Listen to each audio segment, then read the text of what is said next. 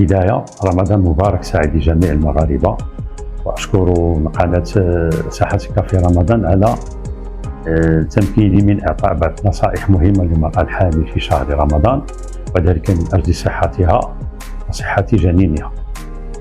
النصيحة الأولى: كما نعلم أن في سيدنا رمضان مادة الإفطار كتكون غنية ومتنوعة وبعض الأحيان مفرطة، وماشي جميع المواد الغذائية مهمة للمرأة الحامل، فلهذا يجب عليها تفطر واحد كلتة غذائية متنوعة اللي يكون فيها خضار، فواكه، الألياف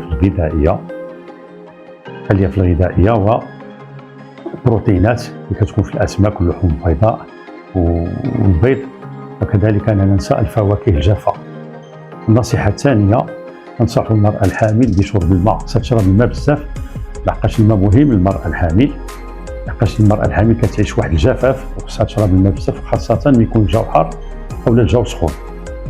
وماشي جميع السوائل مهمة للمرأة الحامل، كاين بعض السوائل اللي ماشي مهمة، ماشي مفيدة للمرأة الحامل، مثل المشروبات الغازية أو مثلا المنبهات مثل القهوة والأتاي. علاش؟ لحقاش كيعطيو الصداع عند المرأة الحامل، وكما نعرف أن هاد الكافيين اللي موجودة في القهوة بزاف والأتاي تقدر تعطي التبول عند المرأة الحامل وتعطينا هذا الجفاف اللي تكلمنا عليه. بالنسبة للمياه، بحال اللي قلت لكم، خصها المرأة الحامل تشرب تقريبا ما بين 1 لتر ودمي، لتر ونصف حتى ل 2 لتر من السحور، يعني من السحور حتى الإفطار.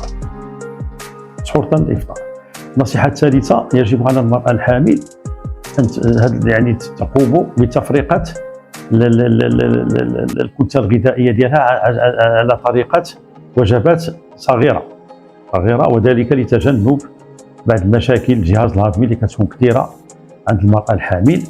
رابعا: يجب على المرأة الحامل تاخذ السحور ديالها. المرأة الحامل خصها تسحر ويكون عبارة عن سحور غني وتبعدو شحالنا بعد السحور ديالها شحالنا مزيان.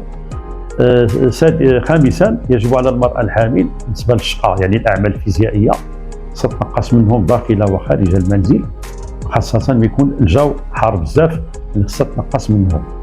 وسادسا: يجب على المرأة الحامل خصها تعيش طمأنينة، تبعد على الصداع، تعيش طمأنينة وتعيش الكالم، يعني تحاول تعيش بالبلايص اللي يكونوا فيهم الكالم، وتبعد على الصداع وتعيش طمأنينة. وكذلك هناك بعض الحالات اللي خص المرأة الحامل تفطر فيهم. شنو هاد الحالات؟ مثلا ملي كتعيش التقيؤ، او كيحصق وجع الراس يحرق راسها، او الصداع.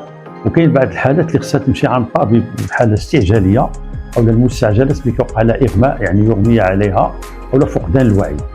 واخيرا كنقولوا المراه الحامل باش تصوم رمضان خصها لابد استشاره الطبيب المعالج ديالها اللي هو يقرر واش ممكن تصوم او لا، لحقاش كاين بعض الحالات اللي خصها المراه ما تصومش، كيشكل الصيام كيشكل خطر عليها على الجنين ديالها، مثل مثلا المراه اللي كتكون عندها داء السكري كدير الانسولين، او بعض المراه العيالات اللي عندهم مرض مزمن. يعني في هذه الحالات هذو خصهم لابد يستشيروا الطبيب ديالهم قبل ما يصوموا سيدنا رمضان.